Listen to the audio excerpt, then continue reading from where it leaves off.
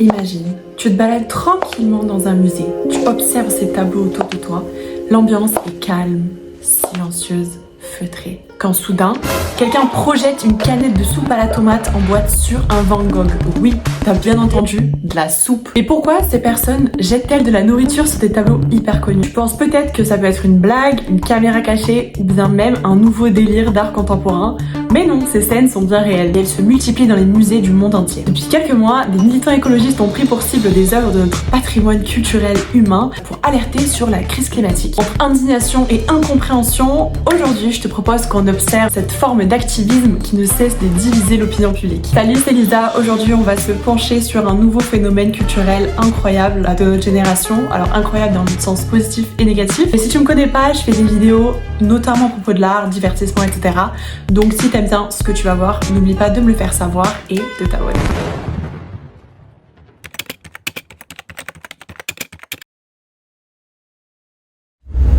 Depuis 2022, on assiste à la montée en puissance d'un phénomène qui ne cesse de gagner en visibilité médiatique, le vandalisme écologique. En octobre 2022, deux militantes de Just Stop Oil font irruption dans la galerie 43 du National Gallery de Londres et elles balancent sur les tournesols de Van Gogh de la soupe à la tomate. L'un des tableaux les plus chers du monde car estimé entre 80 et 150 millions d'euros. Heureusement, la peinture n'a pas souffert car elle a été protégée par une vitre, mais la scène a quand même fait le tour du monde. Attends, c'est que le début. Qu'est-ce qu'il y a de plus important? L'art ou le droit à une alimentation saine et durable? Ce sont les mots scandés par une militante au sein du Louvre. En 2024, il y a deux militantes du collectif Riposte Alimentaire qui ont jeté de la soupe sur la Joconde. Cette action visait vraiment à dénoncer ce qui se passait au niveau agricole et à promouvoir une alimentation plus saine et durable pour les agriculteurs. Bien que le tableau n'ait pas été endommagé encore une fois, c'est vrai que s'attaquer à l'un des tableaux les plus connus du monde comme ça a vraiment suscité énormément de réactions. Et quelques mois plus tard, en Allemagne, c'est un Monet qui trinque où une militante a collé un autocollant sur le tableau Les Coquelicots de Van Gogh. L'autocollant qu'elle a collé, en fait, il représentait une scène apocalyptique du même tableau, dans le sens où si jamais nous continuons à émettre plus de chaleur dans l'atmosphère, c'est ce qui va se passer sur le tableau. Elle voulait alerter sur les ravages climatiques qui s'apprêtent à venir à l'horizon 2100. Ce mouvement qu'on appelle du vandalisme écologique, ce sont des militants qui s'attaquent délibérément à des œuvres de notre patrimoine culturel, notamment des tableaux, parce que c'est vraiment la chose qui marque le plus et en général les tableaux sont tellement connus que c'est vraiment des œuvres qui sont prises pour cible par les militants. Les actions, elles suivent un protocole bien établi, ok? C'est-à-dire que les militants, ils rentrent dans des musées les plus prestigieux du monde. Ensuite, ils vont dégrader un tableau qui va être très connu et qui va pouvoir bénéficier d'une exposition médiatique suffisante. Ensuite, en général, ils peuvent se coller les mains sur le tableau, enfin pas soit sur le tableau, soit sur le mur. Alors, quelles sont les organisations qui organise ces actions? On a en premier Just Stop Oil au Royaume-Uni, en France on a Riposte Alimentaire et en Allemagne on a, je vais pas le dire en allemand, je vais le dire en français, c'est la dernière génération. Ils font tous partie d'un collectif qu'on appelle A22. Et ce collectif se définit de la façon suivante: une communauté internationale qui attise les flammes de la désobéissance civile. Bref, tous ces collectifs ont une stratégie claire et bien rodée, c'est cibler le maximum d'œuvres ultra connues mondialement afin de s'assurer une couverture médiatique maximale. Et je viens de te dire qu'en fait les militants parfois se collent les mains contre le mur, là où il y a le tableau. Et moi quand j'ai vu ces vidéos, je me suis dit mais pourquoi ils font ça? Je veux dire c'est hyper dangereux, enfin moi je trouve ça me dégoûte. Est-ce que toi tu sais pourquoi? En réalité le fait de se coller les mains permet de prolonger l'intervention et donc d'avoir plus de temps pour effectuer son discours. Ça appuie encore le fait que toutes ces actions sont hyper ciblées, hyper stratégiques, hyper réfléchies. Ça contraste vraiment avec l'apparente spontanéité de l'acte, parce que toi quand t'es un visiteur dans un musée et que tu vois quelqu'un qui jette de la soupe sur un tableau, c'est spontané quoi, c'est choquant. Au cœur de ces actions ciblées se cachent des messages profonds. En général, les militants alertent sur la crise climatique, sur des inégalités sociales, sur des conflits armés. Et afin que tu comprennes un petit peu mieux pourquoi ils mènent ces actions, je te propose de te lire en fait directement les déclarations de ce qu'a dit une militante qui s'appelle Phoebe Plummer contre l'action qu'elle a menée contre les tournesols de Van Gogh à Londres. Et c'était en 2022. Qu'est-ce qui vaut le plus, l'art ou la vie? Est-ce que cela vaut plus que la nourriture, plus que la justice? Êtes-vous plus préoccupé par la protection d'un tableau ou par la protection de notre planète et de ses habitants? La crise du coût de la vie fait partie de la crise du coût du pétrole. Le carburant est inabordable pour des millions de familles froides et affamées.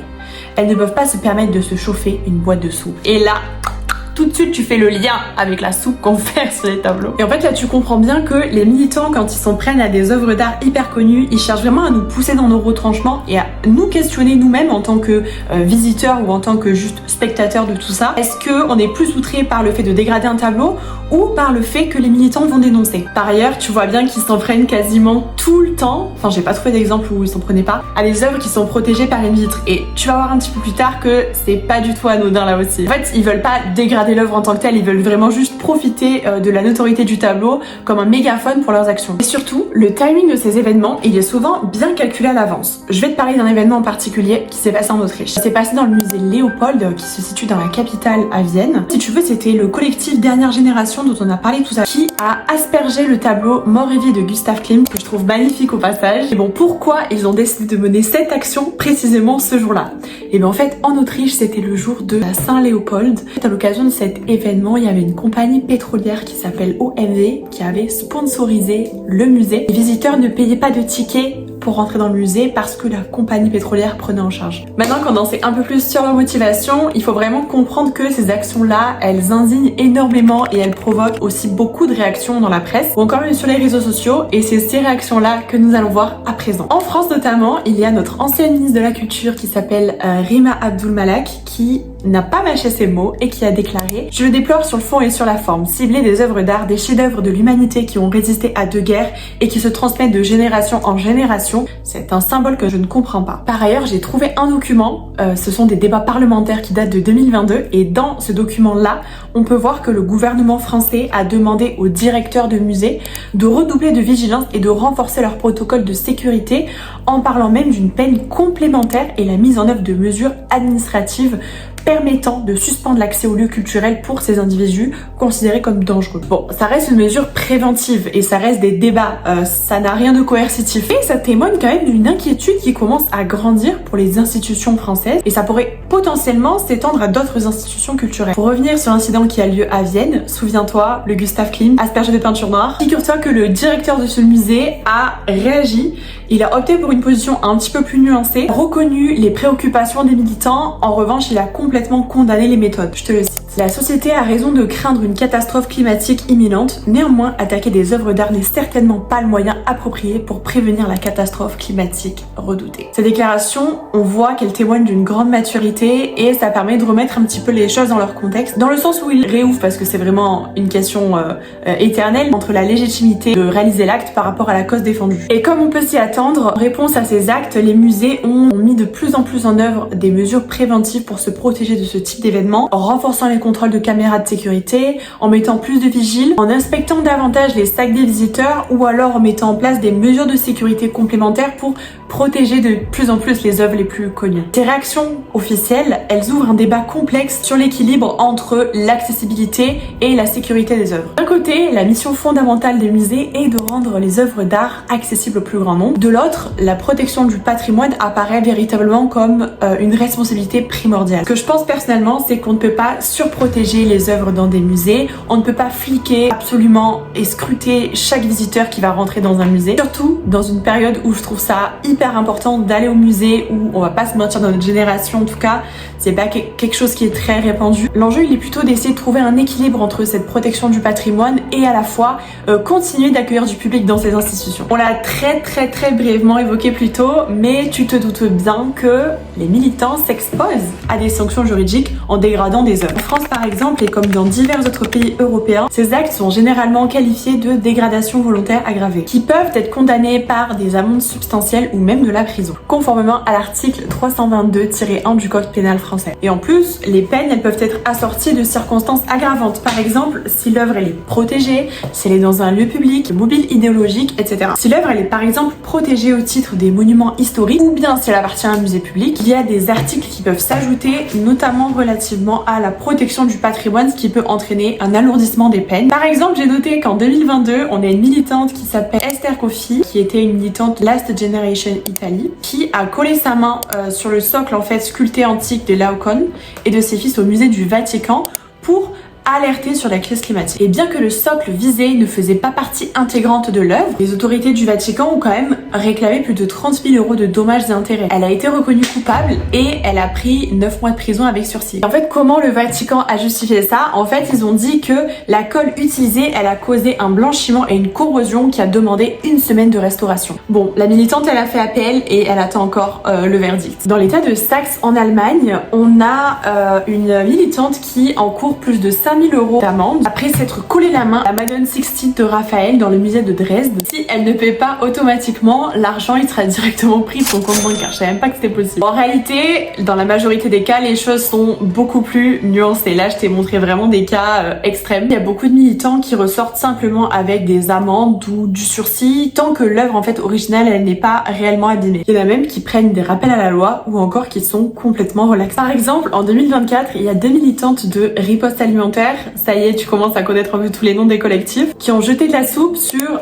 le printemps de Monet au musée des Beaux-Arts de Lyon. L'œuvre a été protégée par une vitre. Elles ont pris en première instance 2 mois de prison avec sursis et en deuxième instance, elles ont pris 300 € d'amende. Elles ont déclaré d'un tableau qui est vitré. Notre but n'était pas vraiment de dégrader l'art. Pour les sanctions, tu vois, elles sont vraiment avant tout dissuasives. Je peux par exemple te parler de la militante dont on a évoqué l'histoire tout à l'heure, celle tu sais qui a collé l'autocollant sur les coquelicots de Monet avant de se gluer la main sur le mur. Et bien elle, tu vois, elle a été relaxée. Le parquet a considéré qu'elle n'avait pas volontairement dégradé l'œuvre. Bon, j'ai noté quand même qu'elle avait déjà reçu une condamnation en 2023 pour des faits similaires. Elle avait eu 2 mois avec sursis et un stage de citoyenneté. Donc, comme on a pu le voir, ces sanctions, elles ont quand même vocation à protéger le patrimoine culturel. En revanche, quand bien même on parle souvent du fait que les œuvres sont protégées par une vitre, ce n'est pas le cas des cadres qui, eux, prennent cher. En plus, ils sont généralement d'époque et comme on peut le voir, ils bénéficient absolument pas de la même protection que les œuvres. Ces encadrements ont subi des dégâts qui ont nécessité vraiment de la restauration fine et délicate, parfois même pendant des jours et des semaines. Parfois même lorsque le liquide ne pénètre pas jusqu'à la toile, le nettoyage des substances projetées sur la vitre requiert des spécialistes pour éviter tout risque de mauvaise manipulation durant le nettoyage et la restauration de l'œuvre. Et en fait, ce qu'on n'imagine pas forcément, c'est qu'il y a réellement un impact économique et social derrière ces actions. C'est-à-dire que ça dépasse largement le simple coût de la restauration. Je t'explique. On en a parlé un petit peu tout à l'heure, mais on a vu que les musées, ils ont vraiment dû investir de plus en plus dans des équipements de sécurité, par exemple en mettant des caméras de haute définition, en mettant des détecteurs de mouvements peut-être plus sensibles, en renforçant les protections des vitres des œuvres. Et toutes ces dépenses-là, donc en plus des dépenses personnelles, enfin toutes ces dépenses de sécurité supérieure, ça pèse déjà sur des contraintes budgétaires qui sont assez serrées pour les musées. C'est de l'argent qui ne sera pas injecté dans d'autres missions plus essentielles comme par exemple l'acquisition de nouvelles œuvres ou encore la mise en place de programmes éducatifs. Concernant l'impact social et la sécurité, je vais te citer un média qui s'appelle La Quadrature du Net qui a indiqué que les forces de l'ordre avaient renforcé des tactiques, par exemple le profilage de masse, la surveillance par drone et les caméras algorithmiques. Et en réalité, quand tu vois ce type d'action, tu peux te dire que tout le monde a un petit peu son mot à dire. Soit tu condamnes, soit tu approuves. Les réactions sont très souvent assez binaires, tu vois. En réalité, ce dilemme, je pense qu'on pourrait le résumer de la façon suivante. Est-ce que la fin justifie les moyens? Pour de nombreux observateurs, il y a une réelle contradiction. En fait, c'est l'écart perçu entre le message climatique et la cible artistique qui constitue un point de friction, car en vérité, l'art a toujours été un facteur de contestation et d'éveil des consciences. Mais pour certains, s'attaquer à l'art, c'est contre-productif pour ces militants. Pour certaines personnes, cette incohérence, elle fragilise en fait la portée du message parce que ça détourne l'attention de la crise climatique vers l'indignation de l'action. Dans cette vidéo, je ne suis pas là pour te donner mon avis, ok? Moi, je suis là pour t'apporter les faits, t'apporter les débats publics, les législations, etc. Et ensuite, c'est toi qui te feras ton propre avis.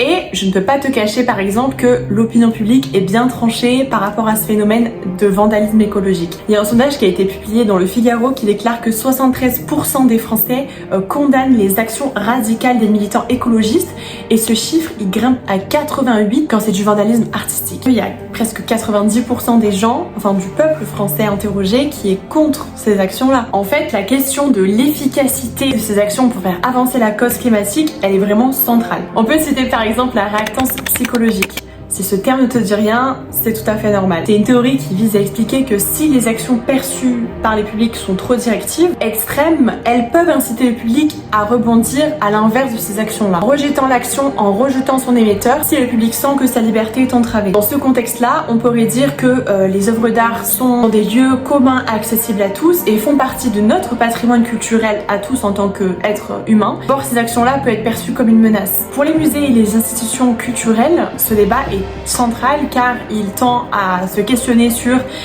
est-ce que nous priorisons plutôt la sécurité ou est-ce qu'on priorise plutôt l'accessibilité dans nos lieux? Est-ce qu'il faut augmenter la distance entre l'œuvre et le public? Est-ce qu'il faut soumettre les visiteurs à des contrôles plus stricts? Et toi, qu'est-ce que tu penses de ces actions? Qu'est-ce que tu penses de ce vandalisme écologique? Je serais hyper curieuse d'avoir ton avis dans les commentaires. D'un côté, c'est vrai qu'on ne peut pas nier qu'elles ont attiré l'attention sur les urgences climatiques. De l'autre, c'est vrai qu'elles détournent un petit peu la question de la crise climatique vers la préservation de l'art. À mesure que cette forme d'activisme évolue, on voit que l'organisation militante commencent à diversifier leur approche, par exemple en ciblant les établissements uniquement dans le cadre de sponsoring particulier comme on l'a vu précédemment avec le musée à Vienne, qui était sponsorisé par une compagnie pétrolière. L'évolution tactique là, elles peuvent représenter éventuellement une voie peut-être plus ciblée et plus efficace pour faire passer des messages forts. On a des institutions, donc des musées qui repensent en fait leur rôle dans cette crise climatique. J'ai noté comme le Tata en Grande-Bretagne ou le Centre Pompidou en France qui ont intégré des questions environnementales dans leur programmation. Ça peut être une façon aussi pour eux de désamorcer les critiques par rapport à la crise climatique. Je te donne un exemple hyper concret. En 2022, le Centre Pompidou, il a fermé ses portes pendant des vagues de chaleur